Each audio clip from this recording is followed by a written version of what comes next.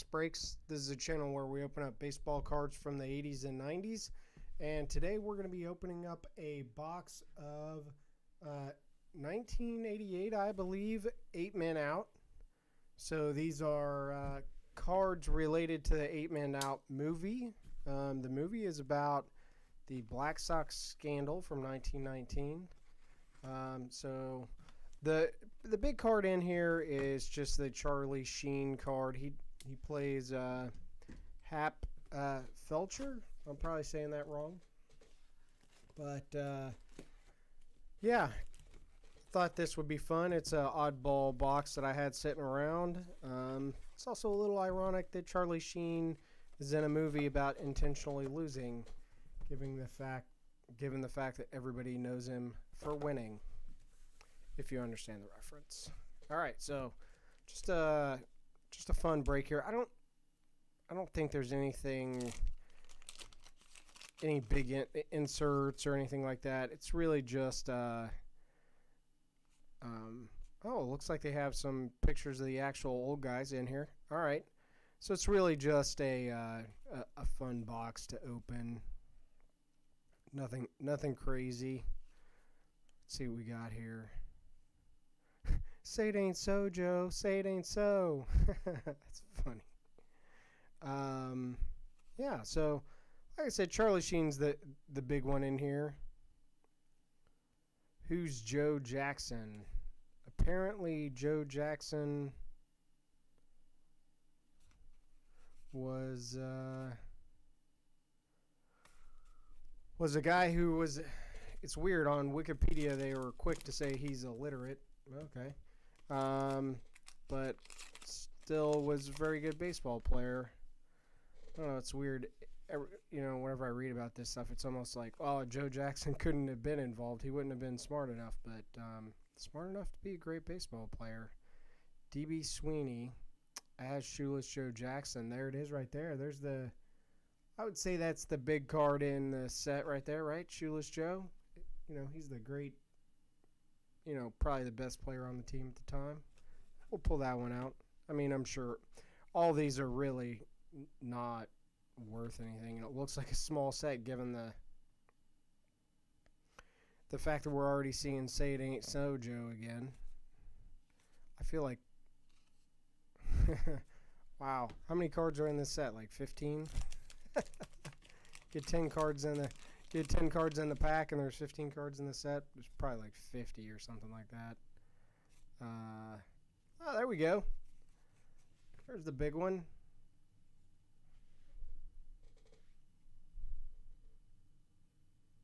Get zoomed in on it here. Old Charlie Sheen action. You can pick one of these up really inexpensively. If you want to spend a little bit more money, you can get one that's signed. So, yeah, there you go. Charlie Sheen right out of the box. This one is off center, so I sure as heck wouldn't grade it. Not that, I mean, why would you grade one of these things? All right, so I think now the name of the game here is to see how many Charlie Sheens we get out of this box.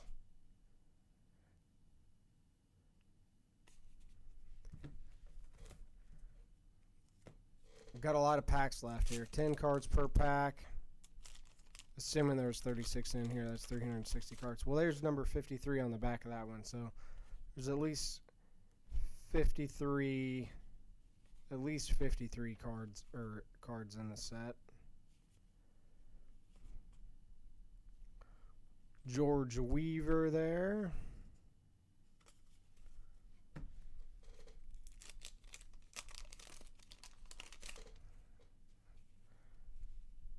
I think I picked up this box because it was like $5 or $10. I was like, what the heck? Why not? Let's take a chance here. Although the Charlie Sheen really isn't worth all that much. I mean, if I were to get 5 or 10 of them, I'd be able to get my money back. There's the real Buck Weaver. Man, people back in the early 1900s, man,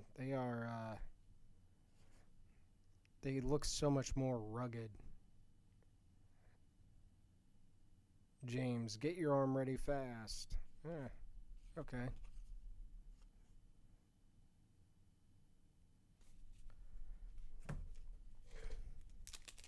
Admittedly, I have not watched the movie. I am obviously, I think if you're a baseball card collector for some amount of time, you're probably at least relatively familiar with the Black Sox scandal of 1919. Shoeless Joe's home run right there. There we go. This is kind of this is the pitcher who threw it. I'm not gonna try and say his name. Bill Burns. Isn't that the guy who played the creepy dude on Charlie and the Chocolate Factory? Maybe not. Maybe it's a different guy.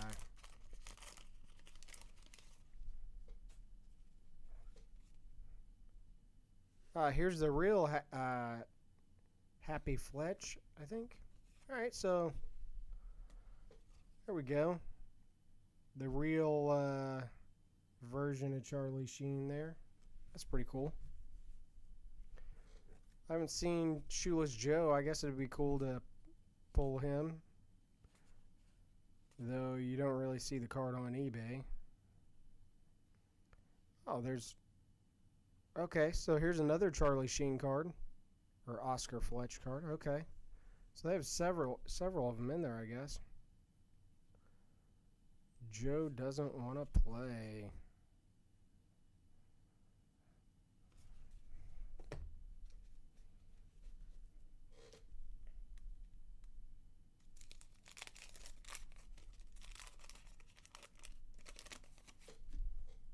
So there's a card 65, so there's at least 65 cards in the set. Shoeless Joe Jackson. There we go. There's another Shoeless Joe card.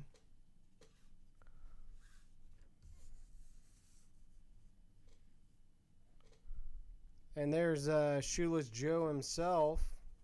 See how close these guys look. I would say they don't look, I don't know, maybe. Again, man, guys from that long ago, or people in general not long ago, man, they look like a harder bunch.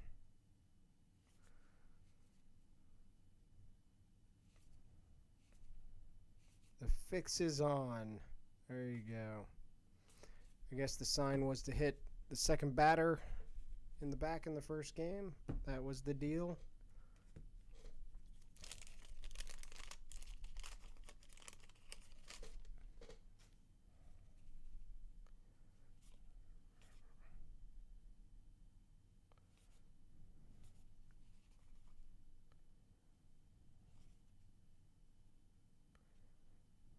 Red Faber, that's the Cincinnati pitcher, I think. There you go. Got another D.B. Sweeney as Shoeless Joe there. Starting to get some duplicates in here. There's another one. Say it ain't so, Joe. Say it ain't so. I think people who don't even realize they know anything about the Black Sox scandal probably even know that phrase.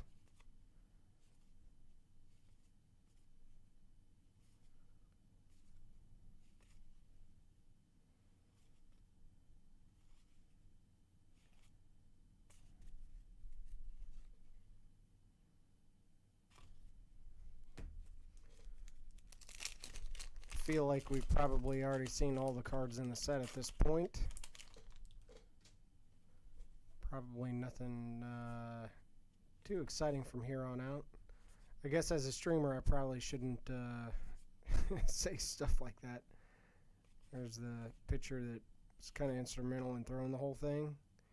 I guess the deal was the owner of the team had promised the main pitcher there a big bonus if he won 30 games, and then sat him his last 5 starts after he had 29. So you can't blame him too much. I mean, you really probably shouldn't throw the game, but I think I can understand the frustration there.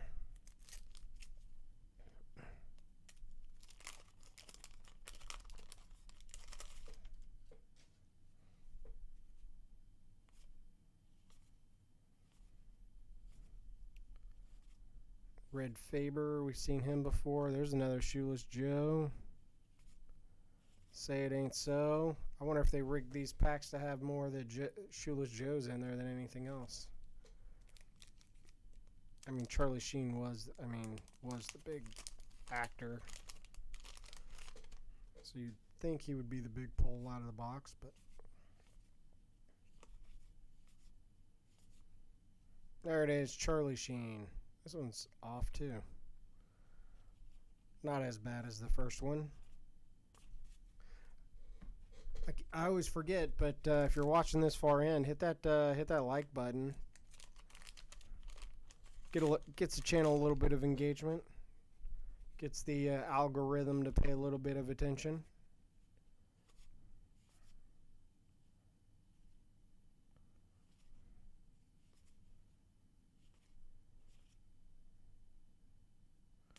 Buckweaver.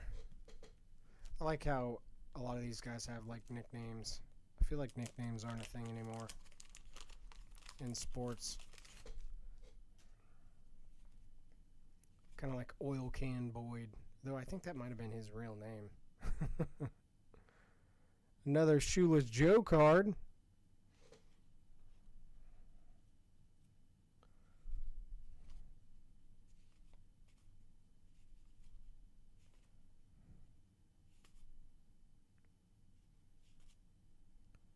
Looking for the, I think one popped up earlier and I missed it, but I'm looking for the commissioner. I forget his name, but he's got another guy with a nickname that's kind of interesting.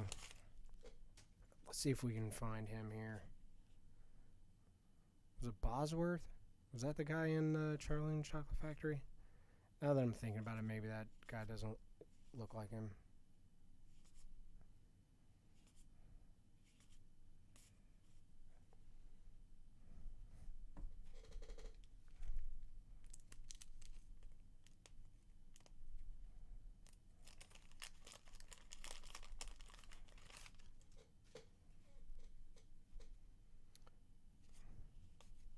Come on, there's the fix. The fix is in.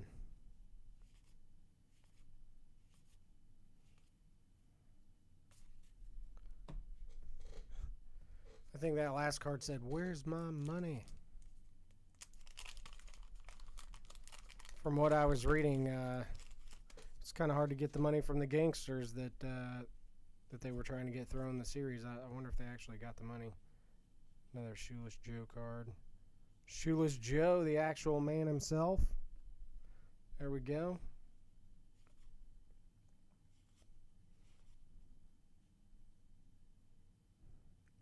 There it is. Judge Kennesaw Mountain Landis. Okay, I guess that's not a nickname. He doesn't have a nickname. He's just got a 4-part name that's kind of cool. Kennesaw Mountain Landish, or whatever it was. Who names their kid Mountain? Charlie Sheen again. You got 3 of those already. Bam. All right.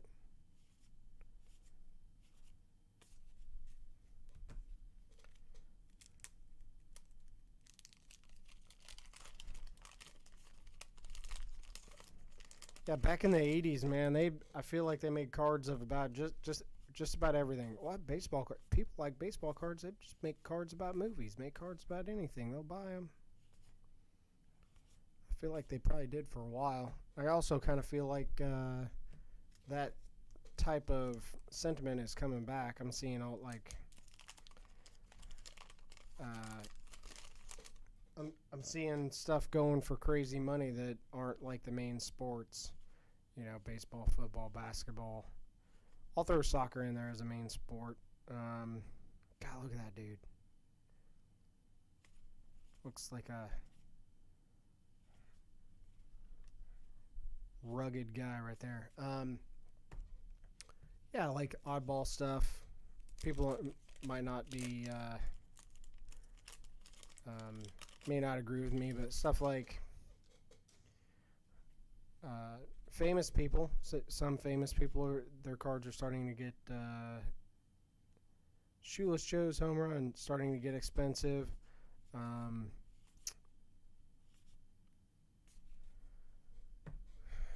Things like boxing cards are getting real expensive. Things like golf. I mean, Tiger Woods, greatest golfer of all time, but I don't know, some of the dollars that people are paying for his cards, it's hard for me to think that it's going to hold up over time. We will see. I could definitely be proven wrong on that, but kind of smells like the early 90s when people are like, what's the next thing after baseball cards? Let's find out what the next thing is. Baseball cards went up a lot. They're too expensive. Let's go buy basketball cards. Okay, they're too expensive. Let's buy football cards. They're too expensive. Let's buy, the next thing. And we'll see. We'll see how it all works out in the end.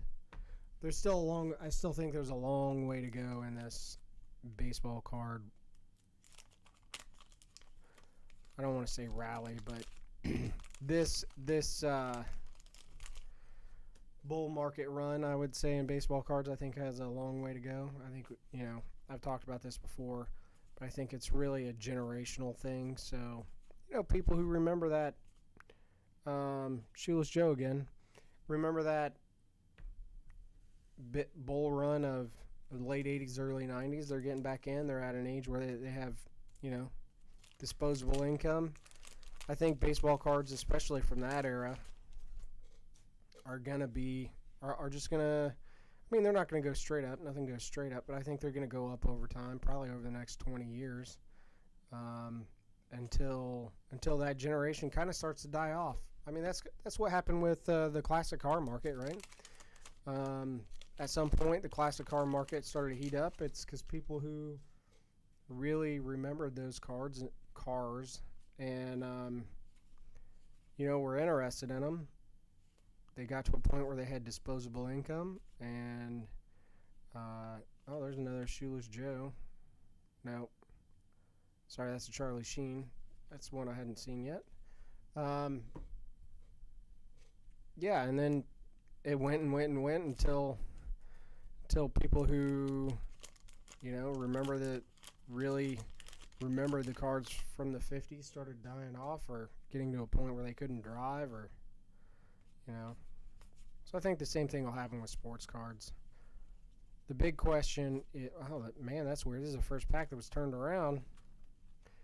I guess the big question is, will we bring enough new people into the hobby this time around in order to kind of avoid the same problem as the car market? It's not like those cars are completely worthless or anything, but they definitely did come off of their highs. But it took them a long time to get to those highs. It's not like they got there overnight. I think that's the same thing with these baseball cards.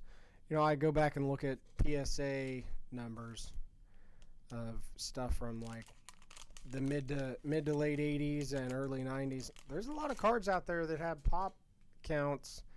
In today's numbers, maybe it sounds crazy to have a few hundred of a card, right? But like if you have a PSA 10 and there's only 3, 4, 500 of, really it's not a lot. And when you're talking about, there's only 400 Mark McGwire 1985 Topps PSA 10s, I'm talking regular, not even the Tiffany. What's that card worth? Today, it's been a while since I looked at it. The last time I looked at it was like, I don't know, $1,200-$1,500 maybe. Maybe it was $2,000, $2,000 or $3,000. They had a pretty big run up. I'm not sure exactly where it is now. It might have came back a little bit, but is that really a $2,000-$3,000 card? If there's only 400 of them, I feel like maybe it's 10, 20. Because what happens is people are going to buy those cards and they're going to go into collections and you're never going to see them again until they start dying. So here we are. Oh, come on, Betsy. I think that's the first time I've seen that card. I feel like oh no, Well, no, I don't even remember that card. I feel like this is almost a whole new pack. Well, that's a face right there. This must be the guy that inspired Eeyore. Wow.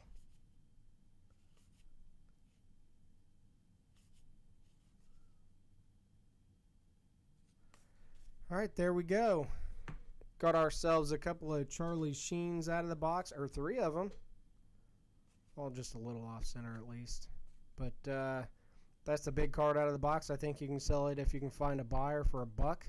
So, all in all, it was a pretty fun box, I think. Honestly, myself, I think the cool card out of here is Shoeless Joe. Pretty neat. But a little oddball box to open. I thought it was kind of fun. Something that I think would be really fun to open with the family if you like watch the movie and then open the box. And it's inexpensive. You can do the baseball card hobby for not a lot of money if you do it in a particular way. So, all right, I'm gonna get off of here. We'll see you next time. Next video will be another Chasing Reggie for the people who are fans of that. Have a good one. Bye.